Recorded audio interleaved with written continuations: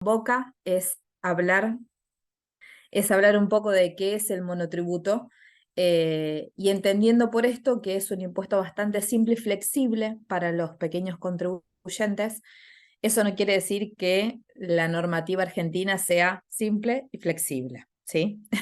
Pero dentro de lo que son otros impuestos nacionales, como el régimen general, que es IVA y ganancias, este es uno de los impuestos donde tiene mayor encuadre permanente y pequeño, que lo hace más estructurado, y obviamente eso genera que las personas puedan estar más organizadas.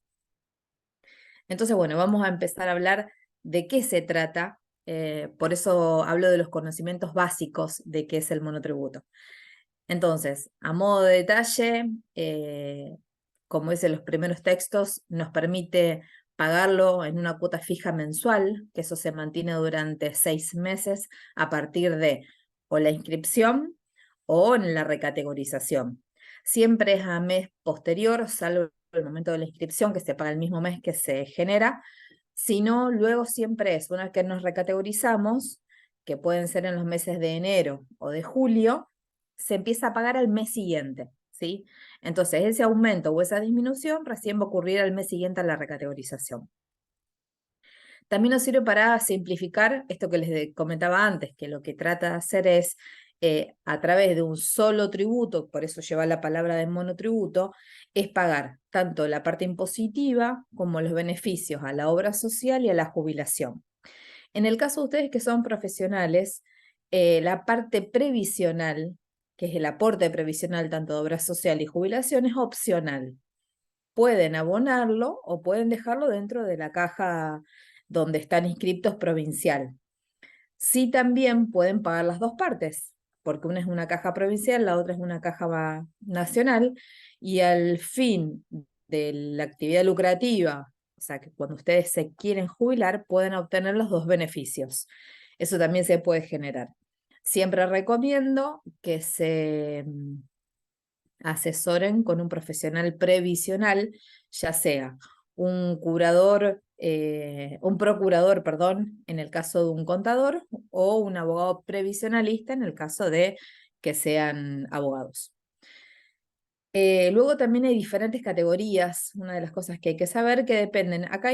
Yo puse los 4 elementos o los 4 parámetros del monotributo, pero en el caso de ustedes van a regir más que nada la categoría del nivel de ingresos, y en todo caso, si llegaran a tener un local comercial al público donde tengan una oficina donde atender, ahí sí vamos a tener en cuenta la energía consumida, la energía eléctrica, los alquileres que estén facturados a nombre suyo, devengados. Hago la aclaración esta de devengado porque no es lo mismo que lo haya pagado o no, ¿sí? Simplemente con el hecho de que esté regulado dentro de un contrato de locación y que diga que yo lo debía abonar en tal fecha, ya está incluido dentro de lo que es el parámetro. Y obviamente, por ende, la superficie afectada para atender a mis clientes. Vamos a suponer, que yo ahora voy a dar unos ejemplos, que tenga una dimensión muy grande, pero de las cuales una parte sea un depósito, porque tengo máquinas o lo que fuere. Solamente se va a tener en cuenta la parte que yo tengo de atención al público, o sea, solamente esa pequeña sección. No quiere decir que por tener un galpón de gran dimensión va a estar todo incluido. Y luego, bueno, podemos tener distintas variaciones según la actividad económica que realicemos, porque obviamente podemos estar generando una actividad como el servicio profesional, pero eso no quiere decir que en algún momento genere otra actividad, eh, llámese un alquiler o una actividad comercial, y eso va a redundar en las categorías que yo tenga y va a cambiar esa categoría a futuro. Así que bueno, vamos a hablar de quiénes pueden inscribirse en el monotributo. Acá son un poco las personas, siempre hablando de personas físicas, no pueden inscribirse en las sociedades, salvo en el caso de que las personas formen una cooperativa de trabajo. Pueden, obviamente, realizar la actividad económica independiente, que es lo que ustedes hoy en día están haciendo, Entonces, esa actividad, ese servicio profesional que están ofreciendo, para el monotributo es una de las actividades que van a realizar. Tiene un tope de 3 actividades a realizar, por ende, si ustedes quieren, pueden tener 2 actividades más, que era lo que yo le comentaba antes de inscribirse como personas trabajando, por ejemplo, o teniendo un alquiler, o teniendo otro trabajo. Y acá dice, bueno, también pueden inscribirse aquellas personas que estén en relación de dependencia. Entonces, en ese caso, no van a estar obligados de pagar tampoco el aporte previsional, porque en realidad ya lo estarían incluyendo en el impuesto nacional o en la parte previsional nacional a través del recibo de sueldo. Lo pueden hacer también las personas que forman parte de una cooperativa de trabajo, que se unen bajo esa modalidad, o en el caso de que el titular haya fallecido, tiene un periodo determinado, no más de 6 meses, para poder pasar a esa persona física como una persona, una sucesión indivisa, hasta que estén los trámites de división de bienes o reimputación de esos bienes y de la actividad económica, obviamente, de la persona fallecida. Entonces, en ese caso también se puede pasar ese monotributo a una sucesión indivisa. Acá les comentaba antes, eran un poco los ejemplos.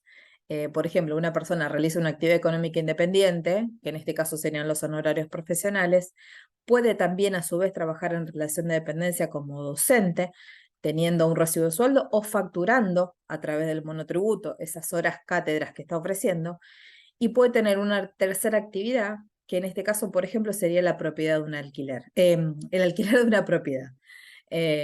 Así que en ese caso estamos cumpliendo con las 3 actividades y estamos dentro del monotributo. Obviamente cada una de estas actividades va a tener un punto de venta que es de facturación diferente, porque va a tener o sea, un detalle de los gravámenes municipales y provinciales diferentes. Por eso es también importante eh, o sea, el desmembramiento de cada una de ellas para poder analizarlas correctamente. Acá hago hincapié en que solamente pueden tener una propiedad en alquiler, porque la suma de las partidas inmobiliarias a la cual le hagan diferencia se van a tener en cuenta para sumar la cantidad de actividades que ustedes posean. Bueno, luego vamos a ver cómo está formado ese monotributo que les comentaba al principio. Les decía que eran partes que lo componen. Una parte es la parte impositiva, que es el impuesto propiamente dicho, y se categoriza y va en base a una escala. Luego tiene la parte previsional, que justamente es el Sistema Integrado Previsional Argentino, que es el famoso SIPA, que es la jubilación que luego van a recibir de ANSES. Y por último tiene la obra social, que la eligen al momento de inscribirse o después del año de haber permanecido dentro de una obra social pueden modificarla. Hago hincapié en que no es una prepaga, ¿sí? Solamente se incluyen las obras sociales que son del Estado. Vamos a suponer que una persona de acá tenga una prepaga y quiera hacer una derivación de los aportes, puede generarlo. Se tiene que poner de acuerdo con su prepaga le va a decir con quién tiene convenio, con qué obra social. Entonces ustedes lo que van a hacer es derivar sus aportes a esa obra social con lo cual ellos tienen convenio, y ellos después van a rescatar a través de una información que deben rellenar documentación y demás, para no perder los aportes realizados dentro del monotributo. Vuelvo a insistir, no son obligatorios, pero si uno quiere tener la jubilación de ANSES en el momento que se jubile, lo ideal, bueno, va todo junto, todo lo que es obra social y jubilación van juntos, entonces es obligación pagar la obra social. Pero en ese caso, para que no se pierda, poder derivar esos aportes. Acá también es importante saber qué no está incluido en el monotributo, porque muchas veces cometemos el error de que como somos monotributistas, no presentamos otros impuestos.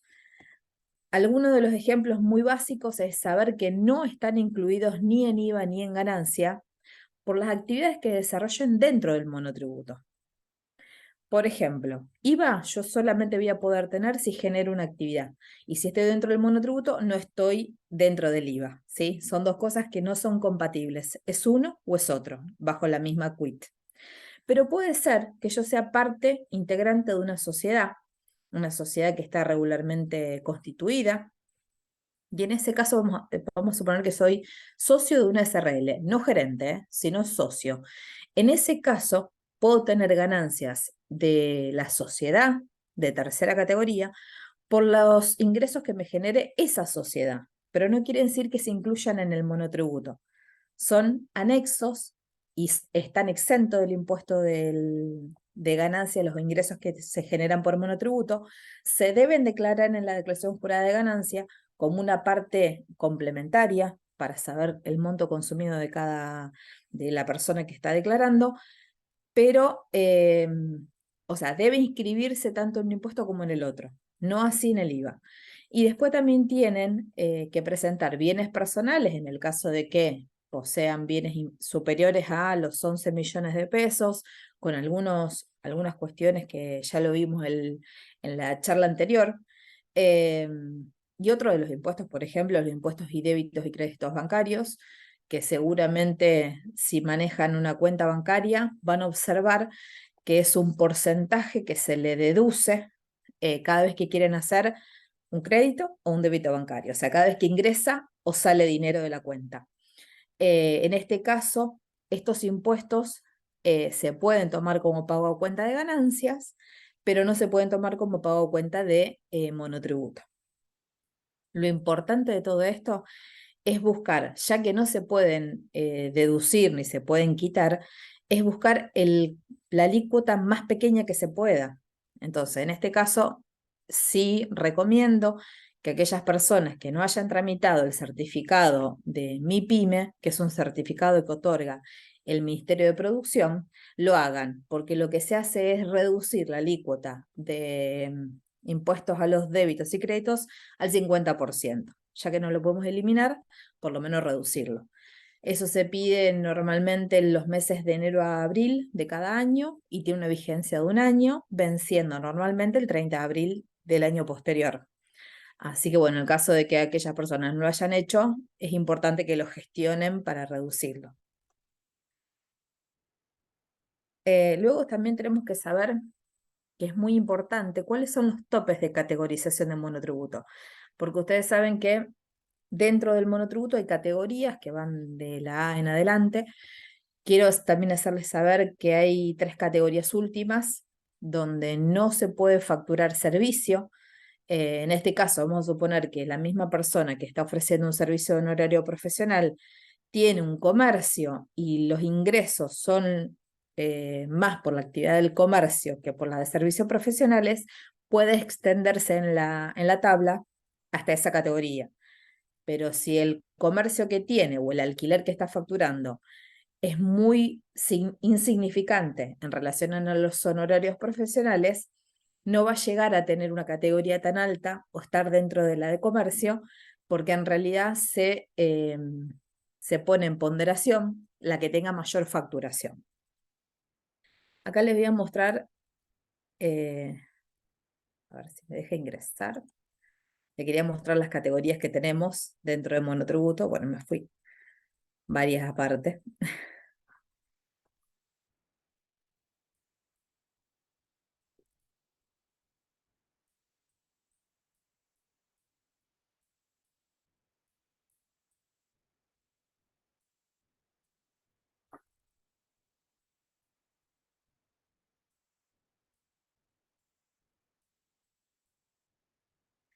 Quiero que me digan si se ve la pantalla, si no cambio de lugar para mostrarles.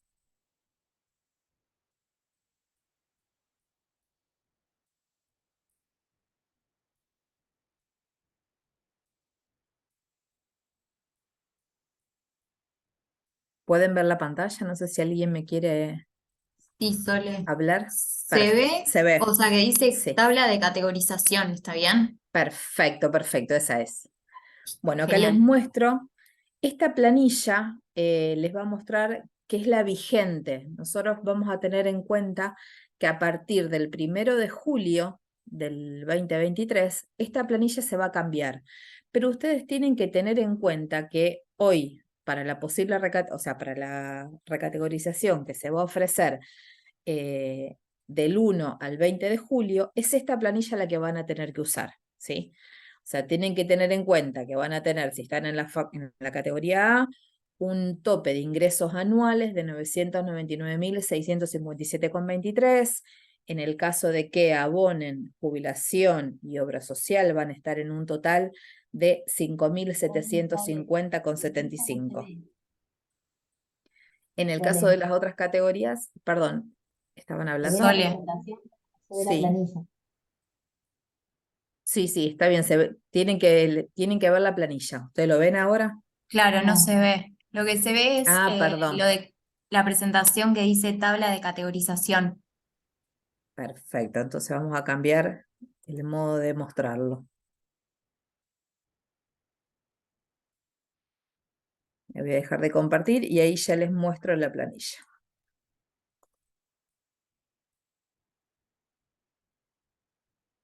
¿Ahora sí? Sí, Bárbaro. Entonces les comentaba que esta es la planilla que vamos a usar, que son los valores vigentes a partir desde enero del 2023 e inclusive hasta el 30 de junio para hacer la recategorización. Como la recategorización se completa hasta esa fecha, esta es la tabla que vamos a utilizar. Les comentaba que inclusive hasta la letra H es la que se pueden mantener dentro del monotributo facturando servicio únicamente, que es esta categoría. Las otras categorías son solamente para venta de bienes muebles e inclusive servicios, pero siempre que entre las dos facturaciones, tanto de servicio como de venta de producto, la más alta sea la de venta de producto, aunque sea por $1, pero tiene que haber una diferencia superior entre cada una de las facturaciones. Entonces hay que tenerlo muy en cuenta, o sea, porque la persona que esté después de la letra H, que llegue al tope de 5.650.000 pesos, 236,52 centavos, por ejemplo, ya estaría pasándose a un régimen general, inscribiéndose como responsable inscripto, pagando autónomo, ganancias e IVA. Bueno, ahora sí, vuelvo a la planilla anterior.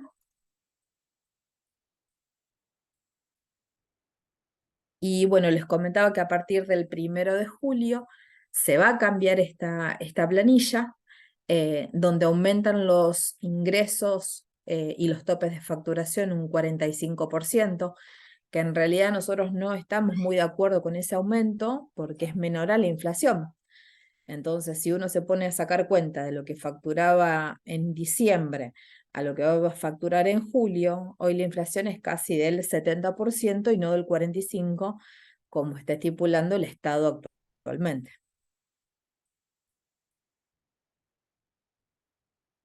Bueno, un poco me adelanté en charlar sobre la recategorización.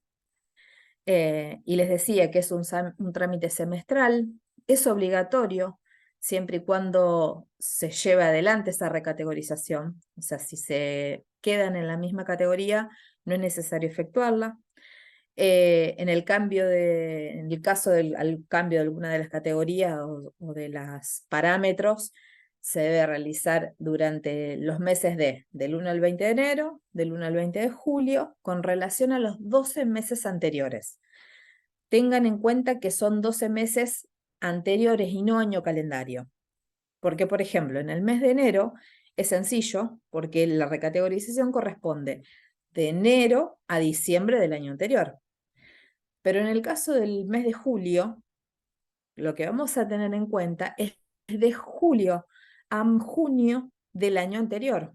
O sea, no es que empezamos un año calendario y borramos todo lo que hicimos de facturación. No, lo vamos a tener en cuenta. Entonces, muchas veces eso hace que muchos profesionales, no sabiendo este detalle, cometan el error de no sumar los ingresos que tuvieron, por ejemplo, desde julio a diciembre, cuando hacen la recategorización de julio, y después el Estado lo que hace es rectificar de oficio esa recategorización y llevarlo a la categoría que corresponde con el agravante de multa, eh, las diferencias de categoría y encima intereses por esas diferencias que no se hayan abonado en términos. Entonces, por ahí en estos casos siempre es importante asesorarse muy bien con un profesional que esté entendido en el tema. Bueno, acá hay un tema importante que es saber en qué fechas se debe abonar y cómo se puede abonar. Entonces, en este caso, sepan que el monotributo siempre vence el 20 de cada mes o su posterior día hábil administrativo. Hago esta aclaración de día hábil administrativo porque no es lo mismo que día hábil.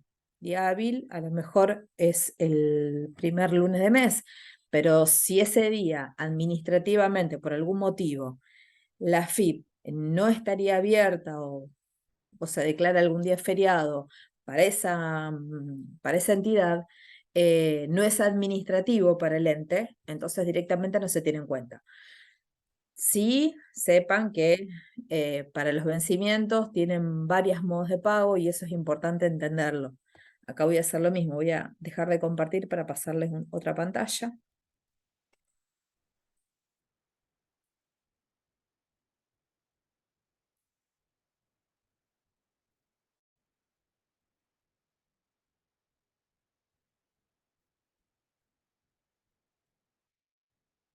Bueno, en este caso lo que yo les quería mostrar, las formas de pago que existen a partir de julio del 2004, porque antes existía otro tipo de régimen, por eso no es lo mismo. Bueno, a partir de julio del 2004 en adelante hay posibilidad de tramitarlo a través del volante electrónico de pago, que es ingresando con la clave fiscal dentro de monotributo o dentro de CCMA o dentro de presentación de declaración jurada de pago, que son distintos sistemas que existen dentro de AFIP. Se genera un volante electrónico, un BEP, y lo que hace la persona es ingresar a su banco, buscar ese BEP a través del servicio de pagos, rastrearlo, generarlo con su quit, ya sea de la persona o puede ser de un tercero, y después se abona desde la cuenta bancaria. Los medios de pago pueden ser a través de Pago Mis Cuentas, que es la red de Banelco, Redlic con la opción de pagar, y por último la opción de plataforma pagar, que es de eh, Interbanking. Sí, está también esa opción. También se puede pagar a través de algunas billeteras virtuales, como puede ser iPagos, que es una billetera bastante nueva, donde directamente en la opción de monotributo se genera un QR y ustedes escanean con el celular y los derivan a esa plataforma de iPagos. Es como muy similar a lo que es Plus Pagos. No sé si alguna vez han gestionado algún pago a través de escanear un código de barras. Bueno, en este caso, en cambio, un código de barras va a ser un QR. Después también se puede abonar a través de Mercado Pago. Y lo que tiene de bueno en Mercado Pago es que después te avisa, una vez que pagaste la primera vez, te va avisando mes a mes para que no olvides, o sea, tipo recordatorio para que no olvides de pagar el impuesto. La cuenta DNI, que es una cuenta del Banco Provincia de Buenos Aires, y DBNA+, que es de Banco Nación Argentina. También se puede hacer a través de un débito automático en cuenta bancaria.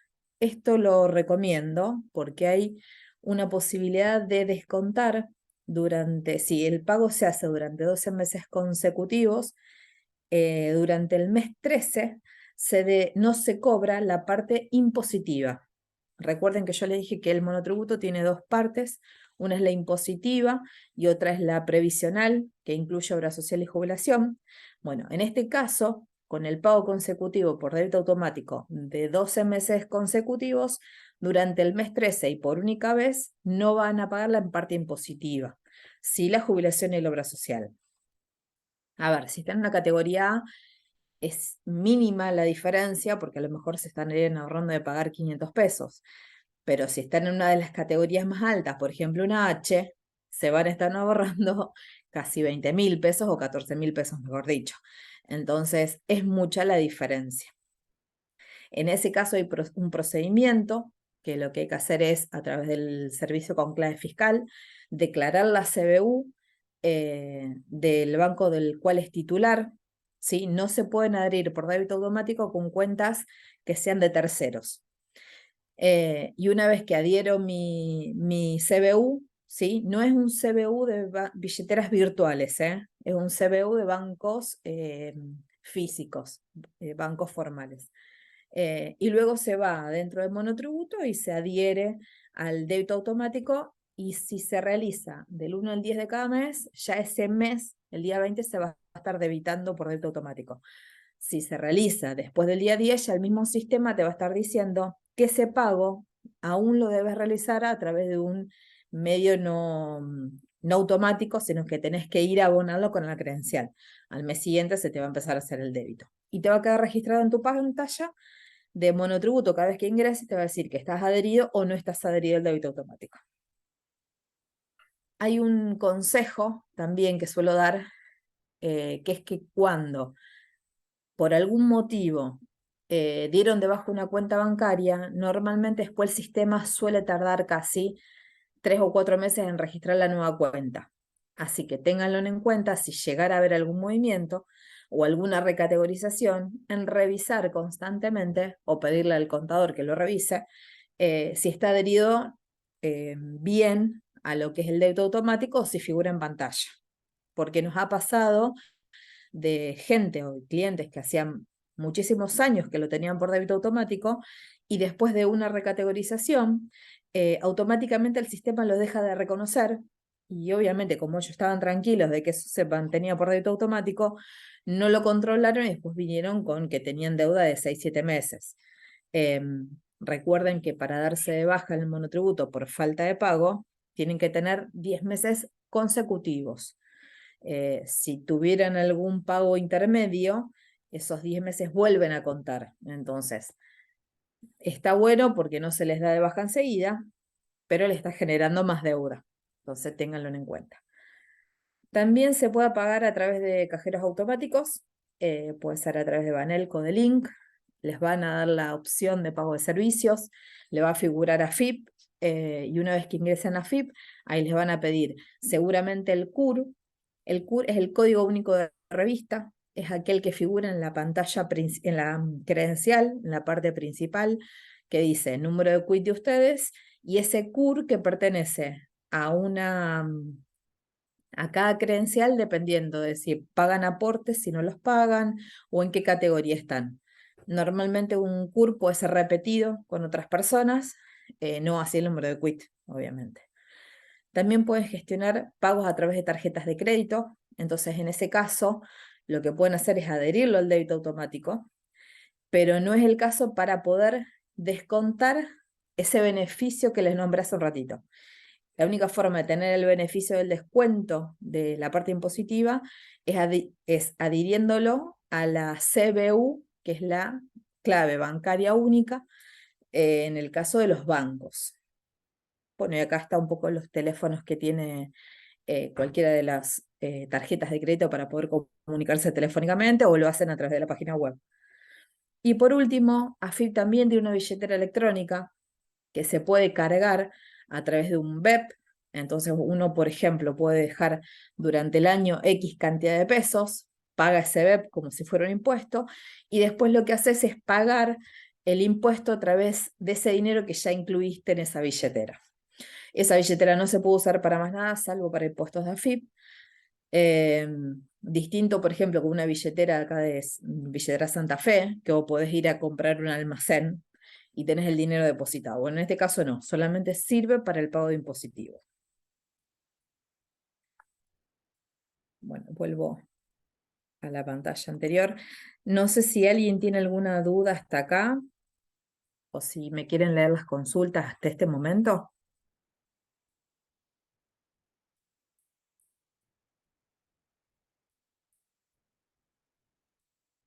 En el chat no hay ninguna pregunta. No Buenísimo, sé entonces si hay alguien que quiera continuamos. abrir el micrófono. Bueno, si no, dejamos las preguntas para lo último. Si tienen alguna duda, de última lo van escribiendo en el chat si es necesario, y después las leemos todos al final. Bueno, y ahora sí, vamos a ver esto que les decía en el caso de llegar al límite del tope de facturación, que en el caso de servicios era la categoría H. ¿qué pasa si facturo de más? Me voy de esos 5 millones y pico. Bueno, en ese caso hay que renunciar al monotributo, a ese régimen simplificado y pasar al régimen general. Entonces, ¿cuándo hay que hacerlo? Con la última factura antes de pasarte, ¿sí? Si yo hoy estoy vamos a suponer, en 5.100.000 y tengo que facturar 600.000, no hago la factura de 600.000 dentro del monotributo, sino que ya finalizo el monotributo, le doy de cierre al mes en curso, si es que no voy a hacer la factura este mes, o tiene que ser del mes anterior, si debo sí o sí obligatoriamente facturar durante el mes corriente. Y en ese caso, esa factura que me iba a sacar del régimen simplificado es la primera que va a ser del régimen general. En este caso, lo que tengo que tener en cuenta es que voy a dejar de, en el caso de que esté aportando la parte previsional, voy a dejar de tener esa parte previsional activa, por ende, ya no me va a venir más descontada de la prepaga la obra social que tenía adherida a ese monotributo, y no voy a tener más la jubilación de autónomo a través del monotributo, que es mucho, mucho más pequeña que si estuviera como autónomos. Entonces, ya a partir de ese mes, tanto monotributo como obra social como jubilación son a mes corriente. Por ende, cuando yo me dé de alta en autónomos, el mes siguiente no voy a tener que pagar, sino que va a ser posterior porque si autónomos es a mes vencido. Pero obviamente eso también siempre lo va a informar el contador, porque es un trámite que ya les digo que ya no lo pueden hacer solos porque tiene muchos detalles que por ahí el monotributo es mucho más simple y se puede ir manejando a lo mejor sin un control mensual del profesional, pero en el caso del autónomo no, ya ahí depende de una autoliquidación, hay más detalles, más regímenes que presentar y demás. Y si no, está lo que es la exclusión, que en este caso es porque yo ya superé el límite de facturación y no hice la renuncia oportunamente, porque no sabía, porque no sumé los periodos o por lo que fuere. Entonces, en ese caso, la FIP normalmente me va a avisar a través de una comunicación digital sobre el mail que tengo registrado, avisándome que tengo 10 días para oponer, 10 días hábiles, para oponer una reconsideración, porque puede ser que haya facturado algo que no correspondía y el fisco lo toma como una facturación verídica. Entonces, bueno, pero debo demostrar fehacientemente con una fuente de datos eh, por qué no corresponde esa recategorización o por qué debo recategorizar en menos. Si eso no ocurre, pasados los 10 días hábiles, o no tengo forma fehaciente de demostrar que eso no era una facturación del monotributo, entonces en ese caso, directamente la FIP de oficio me pasa a responsable inscripto con todo lo que conlleva, o sea, la inscripción eh, propiamente dicha y los gastos propiamente dichos por no haberlo hecho en ese momento. Porque acuérdense que ustedes como responsables monotributistas no, por lo general no piden factura a los gastos o en las compras que realizan, porque dentro del monotributo no es obligación presentar esas diferencias. En cambio, como responsables inscriptos, sí es importante sumar todo lo que sea compras y gastos, porque es la única forma de deducir impositivamente tanto el IVA como ganancias. Entonces, si yo me excluyo y no lo hago en tiempo y forma, voy a tener a lo mejor entre 1 o 3 meses que voy a estar con esas diferencias y tanto el impuesto al IVA como a la ganancia van a ser muy grandes en relación a lo que normalmente tengan que pagar. Entonces, por ahí, si sabemos que estamos al límite de facturación, es recomendable que se asesoren correspondientemente y que lo hagan correctamente para no tener ningún problema. Una de las causales muchas veces es que, yo ahora se los puse como un tips para que ustedes lo vean, pero es el periodo de facturación. Muchas veces yo hago la factura en la fecha de emisión, pero la fecha de servicio difiere de la fecha de emisión. Por ejemplo, hizo un trabajo durante enero y recién ahora me lo están pagando. Bueno, en ese caso la fecha de emisión va a ser junio, pero en realidad si yo pongo dentro de la factura que el servicio fue prestado en enero, me va a tener en cuenta ese periodo de facturación y yo no voy a poder decir que eso no lo trabajé dentro del régimen de recategorización. Entonces es para tenerlo en cuenta. Bueno, para que sepamos un poco también cuántos monotributistas hay hoy en Argentina, dentro de la gran cantidad de profesionales que hay, independientes, el 68% son monotributistas y solamente el 32% son responsables inscriptos. Esto no tiene que, o sea, no es por nada, sino todo lo contrario. Lo que es monotributo tiene una incidencia muy pequeña en el gasto de cada persona, con relación a lo que es responsable inscripto. Acuérdense que el responsable inscripto tiene el impuesto al valor agregado, que justamente es eso, es un impuesto que, de la ganancia de que surge se paga el impuesto. Entonces, todo lo que es servicio, normalmente se calcula que el 80% es honorario directamente y solamente el 20% es gasto o compra. Entonces, terminamos pagando impuestos sobre un 80%, cuando en realidad el monotributista, es al revés. Se considera que gasto compra es el 80% y 20% ganancias, entonces muy bajito es el importe que voy a pagar de impuesto. Por ende, por eso muchos profesionales buscan esta opción, pero bueno, lamentablemente, si necesitas facturar, trabajos de gran envergadura, te obligan necesariamente a pasarte a responsable inscripto o perder ese negocio. Así que ahora sí vamos a ir un poco a los tips de los cuales les fui hablando hace un ratito. Eh, Uno de los principales es esto de que les comentaba del momento en que se factura el servicio. Acá yo les puse un ejemplo, si pueden verlo. La fecha del comprobante, que es esta que está acá, es diferente muchas veces al periodo facturado.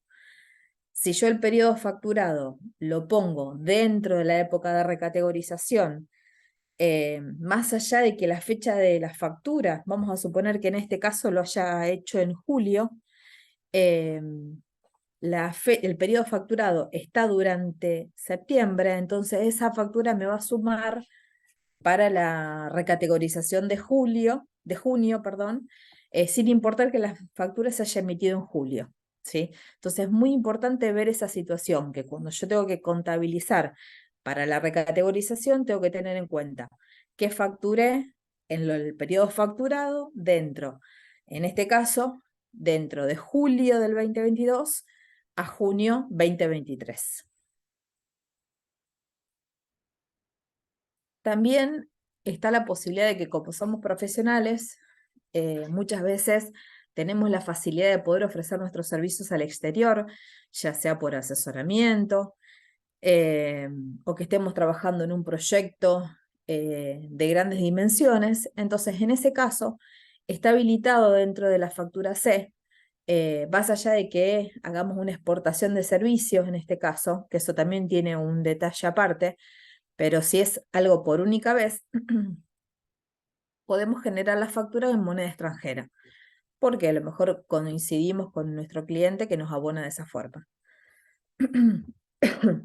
En ese caso, tildamos la opción, por eso se lo hizo el remarcado, que queremos cobrar con moneda extranjera y automáticamente el sistema me va a traer el tipo de cambio oficial del Banco Nación Argentina al momento de que estoy facturando. Siempre es el día hábil anterior. Normalmente, bueno, ayer debe haber estado, mejor dicho, ayer no, el viernes pasado el dólar debe haber estado a 249,45. Por ende, la factura que emitimos hoy, que es 21 de junio, va a estar en ese importe.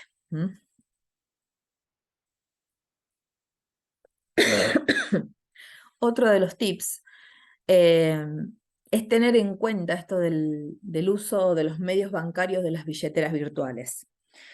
Es normal escuchar que algún profesional o alguna contribuyente diga, no, como me vino por billetera, por ejemplo, billetera Santa Fe, o me vino por Brubank o por Ualá, no lo facturo.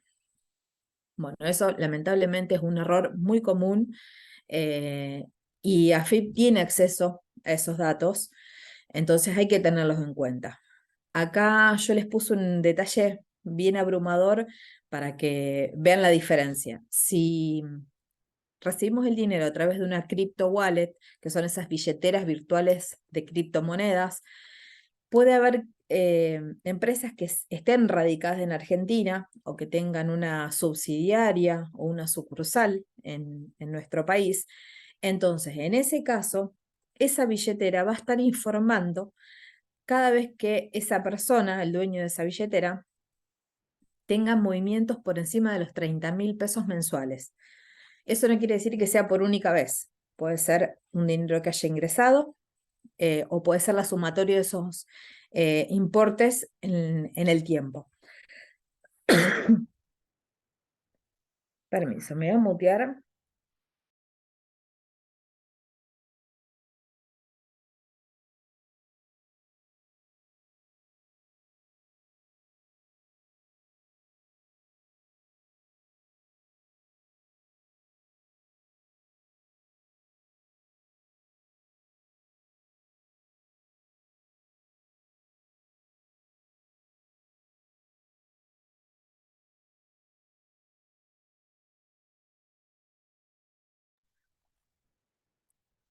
Perdón, justo me agarró tos. Entonces le decía que en este caso de las billeteras virtuales hay que tener muy, muy en claro que la empresa a la cual nosotros le estamos depositando no tenga una sucursal, una filial, una subsidiaria acá en Argentina. En el caso de que no lo tenga, como por ejemplo Payoneer, PayPal, Binance, que son billeteras virtuales que están fuera de nuestro país, entonces en ese caso no es necesario blanquear el dinero de ese ingreso a esa billetera. Pero sí, si entran otras billeteras virtuales o a otros bancos que tengan asiento en Argentina, los importes mayores a 30.000 pesos van a estar informados.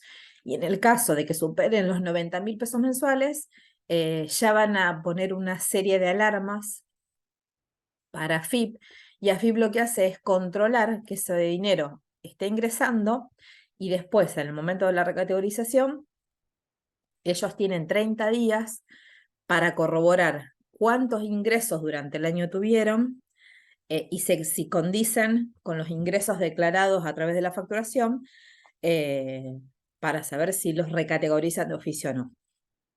Me ha pasado reconocer en algunas personas que tuvieron la venta de algún bien mueble o bien inmueble, que ingresó el dinero a la cuenta bancaria, pero demostrando a través de un boleto de compraventa, o en el caso de un inmueble, la copia simple que se está trabajando en la escritura, hemos parado una recategorización posible, que es en este momento de la reconsideración. Por eso es muy importante siempre chequear el domicilio fiscal electrónico, porque todo lo que es comunicación llega por ese medio. Entonces, si la FIP nos está informando de algún posible llamado de atención, tenemos tiempo para defendernos o demostrar esos descargos. Si no lo hacemos de tiempo y forma, perdimos nuestra posibilidad y lamentablemente nos pasan de oficio a lo que es responsable inscripto, y tenemos que estar durante 3 años en esa categoría para volver a lo anterior. Entonces es muy importante. Por ende, todo lo que se facture a través, o sea, el ingreso de dinero a través de medios bancarios o billeteras virtuales residentes en Argentina, sí o sí deben estar facturados. Y si no tengo, o sea, si no hice una venta y recibí por X motivo, puede ser inclusive un juego de azar. Jugué al Kini 6 y me gané un premio. En ese caso, tengo la demostración que ese ingreso no es un ingreso por un lucro, sino que viene de un juego de azar, y obviamente ya pago impuestos por eso. Así que bueno, hasta acá fue un poco los tips que quise compartirles y un poco la idea de esto de que en breve tenemos la recategorización. Acuérdense que hoy estamos a 21 de junio, ya el próximo 30 es el último día para tener en cuenta para hacer la recategorización. Entonces, en ese caso, debemos tener muy bien claro cuáles son los periodos facturados, cuál es la categoría a la cual tenemos que recategorizarnos y desde cuándo vamos a empezar a pagar. Así que bueno, ahí sí abro el micrófono para que compartan alguna información. Bueno, acá quería también dejarles acá tengo un código QR donde me pueden encontrar en Instagram o el teléfono que es de nuestra oficina. Así que son los medios que nos pueden ubicar. Nuestra página web es www.estudiotournier.com. También nos pueden hacer preguntas, ahí mismo van a tener 2 blogs donde nosotros exponemos muchas veces algunas charlas o algunos comentarios con respecto a impuestos o con respecto a exportación de servicios, que eso también hoy está muy en boga por estas diferencias cambiarias, obviamente. Trabajamos de la misma forma en Argentina que en Estados Unidos o a lo mejor en Uruguay, pero cobramos en dólar en otros países y la diferencia de cambio no nos interesa. Ahora sí, dejo de compartirlo así puedo escucharlo o leerlos, mejor dicho. Sole, hay Sí. una pregunta en el chat. Marcelo Jara consulta. Cuando hablé con quien maneja mi prepaga para que me reconocieran la parte del monotributo que podrían descontarme, me dijeron que no valía la pena hacer el trámite, que era nada lo que me descontarían. ¿Es tan así? En realidad, dentro del monotributo vos tenés un impuesto de obra social que son 2.170 pesos. Hoy las prepagas, depende de la edad de la persona y la prepaga que esté pagando, siempre va a ser mucho más. Yo no creo que ninguna de las personas que estemos acá paguemos una prepaga por 2.000 pesos, si no me avisan y me voy a esa. Entonces, ¿qué pasa? Hoy la diferencia cuando vos querés pasar a descontarlo es mínima, porque yo creo que hoy como mínimo una persona individual debe estar pagando 20, 25.000 pesos una prepaga. Entonces, dentro del monotributo, 2.100 es el 10%, entonces es muy poquito. Pero bueno, todo suma, porque si no estarías pagando tu obra social, vamos a suponer, por 20.000 pesos más los 2.000 pesos que lo estarías tirando al Estado, de la otra forma estarías pagando 18. Entonces, no soy tan partícipe de pensar que lo puedo dejar tirado, yo no lo haría. Es un trámite que nos va a demandar a lo mejor un par de horas a la mañana, una sola vez, es llevar los papeles a la prepaga, tenés que llevarle la credencial, que es el formulario 152, la constancia de monotributo, que es el formulario 184, y después también te van a pedir DNI, fotocopia del DNI, y los últimos 3 pagos del monotributo. Eso se hace una sola vez y ya queda, no se actualiza. Entonces me parece que yo por lo menos yo lo haría, no dejaría perder esos 2.000 y pico de pesos todos los meses. Hay otra pregunta en el chat. Sí. Julián Paterer dice, al facturar una mensura hay una parte de honorarios y una parte de aportes, gastos, sellados y otros. ¿Solo Ujú. debemos facturar honorarios y lo demás ponerlos como otros impuestos o está bien así? Sí, exactamente. En el momento cuando se hace la factura, se puede incluir un otros, que en ese caso van a ser sellados, formularios, pero no ponerlo como honorario porque ahí sí suma para el momento de hacer la recategorización. Como les dije antes, el monotributo tiene la particularidad de que no discriminás qué es honorario y qué es gasto. Para el monotributo es todo lo mismo. Entonces, en este caso, si vos lo pones como que es un impuesto u otro tributo, entonces en ese caso sí estaría no incluyéndose en la recategorización. Silvina Ferri comenta, ¿es conveniente dar el alta y pagar aportes de la jubilación en el régimen de monotributo a pesar de aportar la caja al régimen jubilatorio? En mi caso solo pago el impuesto y tengo dado de baja la obra social y la jubilación.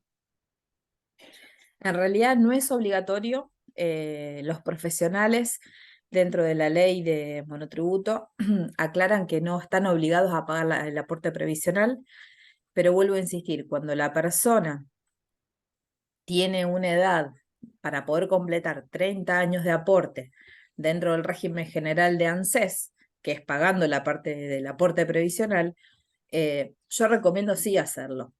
Si en el caso de que una persona ya esté más cercana a la edad jubilatoria y nunca aportó dentro del monotributo, no vale la pena que lo haga porque tiene que completar 360 meses de aporte. Entonces, si ya está más cerca de la fecha jubilatoria, yo no lo pagaría. En cambio, si es un joven profesional que a lo mejor tiene 30 años, yo sí pensaría en abonarla porque el día de mañana se va a jubilar con dos jubilaciones. Eh, Otra de las cosas también a tener en cuenta es que, a ver, estamos en Argentina y las leyes pueden cambiar de acá a 30 años, pero se viene utilizando de esa forma y las personas pueden obtener los dos beneficios, tanto el de la caja previsional eh, por el lado provincial y también la parte de ANSES.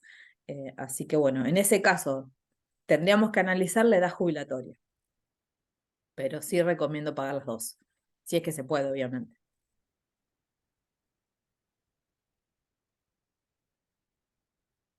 Bueno, Amaranta Gamaraza pregunta, ¿en qué parte de la factura se ponen esos otros, aportes sellados, etcétera? ¿En el detalle? Perfecto. No, en realidad hay un apartado cuando vos haces la facturación creo que es la página 3, que es donde aclarás qué estás facturando. En esa parte abajo figura un ítems que hay que marcarlo, que dice otros impuestos o tributos. Entonces ahí, en el caso de que haya una percepción, una retención, se deben aclarar. En este caso, se debe poner que son sellados profesionales o aportes. Entonces, en ese caso se pueden discriminar. No se ponen en el detalle de factura.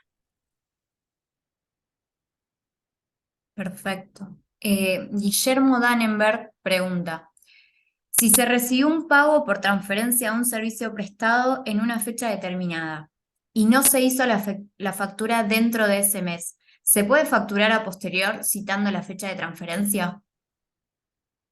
Sí, en ese caso el periodo de servicio va a ser la fecha de la transferencia. Y para el momento de la recategorización se va a pensar en ese periodo facturado. Siempre es recomendable hacerlo en el momento, pero puede ocurrir que a lo mejor se me pase o porque no estuve atento ese mes o porque no estuve a lo mejor haciendo facturación, por cualquier X motivo. Eh, entonces me pasó con un conocido que cambió justo en un mes de secretario, entonces en ese caso no le había facturado porque recién empezaba a trabajar y no conocía los pormenores y tuvo un mes sin facturación, pero automáticamente al mes siguiente todas las transferencias recibidas durante, vamos a poner, durante el mes anterior se hicieron con fecha de emisión actual, pero siempre citando el periodo de facturación en el mes anterior, para no dejar ningún problema.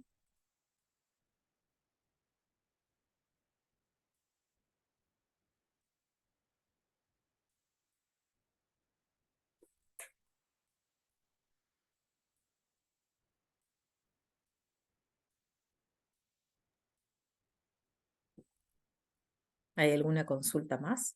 En el chat por lo menos no. No sé si hay alguien que quiera abrir micrófono o que quiere escribir alguna otra consulta. Dale, si se animan, abrimos micrófono y me van preguntando, lo podemos charlar.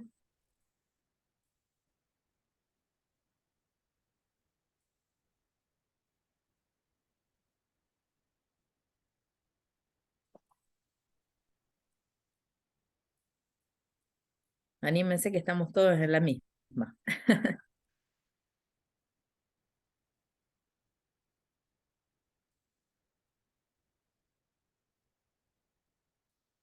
Bueno, sí, a modo de comentario, recuerden que ya el 30 de junio es el último día para facturar, así que si les sirve, es chequear los resúmenes bancarios que tengan para ver si no ha ingresado ningún dinero y poder hacerlo durante este mes. Eh, y después sí, tener en cuenta una sección de AFIP que se llama Nuestra Parte, que es donde van a ver reflejados las cuentas bancarias, los movimientos de las cuentas bancarias y qué datos AFIP tiene de ustedes para poder recategorizar. Recuerden que, más allá de que la ley dice que tienen que tener en cuenta la facturación al momento de recategorizarse, la AFIP tiene un doble chequeo, que es los gastos de tarjetas de crédito y débito. O sea, que si esos gastos estuvieron por encima de sus ingresos, normalmente la FIB los va a recategorizar de oficio. Entonces es importante que estén atentos a esta sección, a nuestra parte, para que no cometan algún tipo de error o en el caso de que exista alguna diferencia, poder resolverlo enseguida, sin que nos pase los 10 días de corrido desde el momento que llega la comunicación oficial.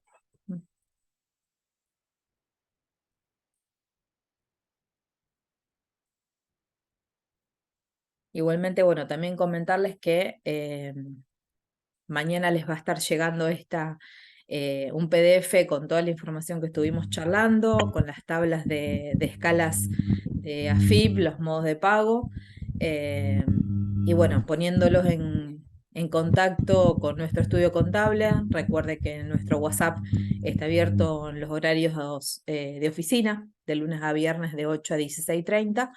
Cualquier consulta que ustedes necesiten hacernos, lo hacen a través de ese medio o pueden escribirnos por mail. eh, Nosotros estamos para asesorarlos y en el caso de que particularmente lo necesiten, podemos concertar una cita y ahí poder charlar bien en profundidad de cada uno de los casos. Entonces, tener en cuenta también que ahora el 30 de junio vence lo que es impuesto a la ganancia y bienes personales para las personas que están en relación de dependencia, que muchas veces pueden ser monotributistas, pero también tienen la obligación, si están como empleados en relación de dependencia, presentar este impuesto. Y bueno, entonces muchas veces uno piensa que por ser monotributista no tiene ganancias, pero bueno, sí, hay que tenerlo bien en cuenta y de última consultar con un profesional y sacarse las dudas. Para eso estamos. Acá hay otra consulta. En el caso de que un Dale. cliente nos transfiera una suma mayor a la facturada por error, al devolver la diferencia, ¿hay que hacer la Ujú. aclaración? Sí, en realidad la AFIP va a ver la devolución del dinero en el mismo mes o el mes siguiente, entonces no va a provocar una alarma, pero si eso se mantiene en el tiempo, que cambió de recategorización justo en el medio, vamos a suponer que esto ocurre en junio, y justo estoy haciendo la recategorización, yo recomiendo hacer una multinota aclarando ese acontecimiento y dejando en claro cuál es la factura, cuál fue la transferencia y cuál fue la transferencia de devolución, para que no generen duda ni suspicacias. Si fue dentro del mismo mes de recategorización, o sea, del mismo año de recategorización, no va a haber problema. Pero si en el caso de que, vamos a suponer, se haya hecho durante junio y la devolución durante julio, son meses diferentes, entonces puede traer algún inconveniente. Pero bueno, siempre vale aclararlo. Tenemos un medio de comunicación con AFIP que es las presentaciones digitales. Nos lleva un ratito, pero bueno, sí lo tenemos que hacer.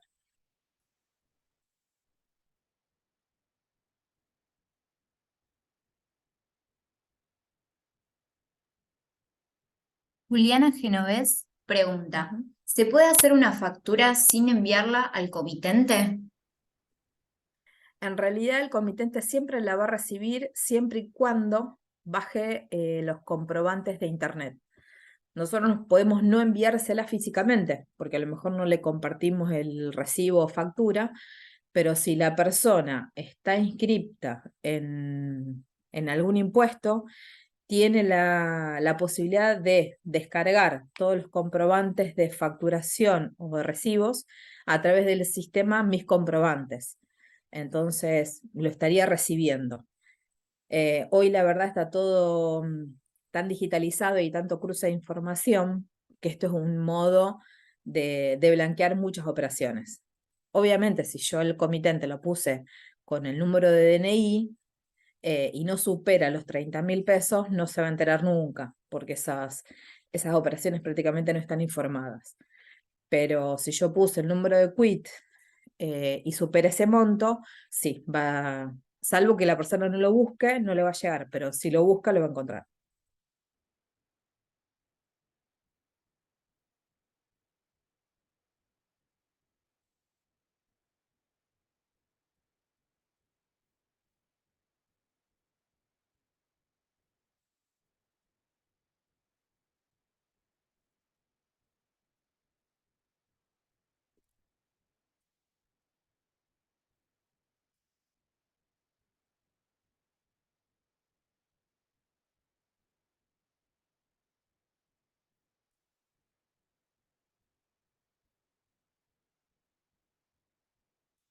Bueno, si no hay más consultas ni más dudas, quería agradecerles por el tiempo que estuvimos compartiendo. Eh, Les vuelvo a comentar que a partir de mañana ya le va a estar llegando a través de un mail esta información que les acabo de compartir. Así que cualquier cosa se tiene los medios de contacto en el mail que le va a estar llegando. Eh, y insisto, muchas gracias por el tiempo que le han dedicado porque sé que es miércoles, posterior a un fin de semana largo, que se acumula un poco los trabajos. Así que bueno, muchas gracias y bueno, cualquier cosa tienen el fin de semana para ponerse a mirar la facturación. No es lo ideal, pero bueno, antes de estar con la FIP atrás de nuestros ojos. Así que bueno, muchas gracias a todos.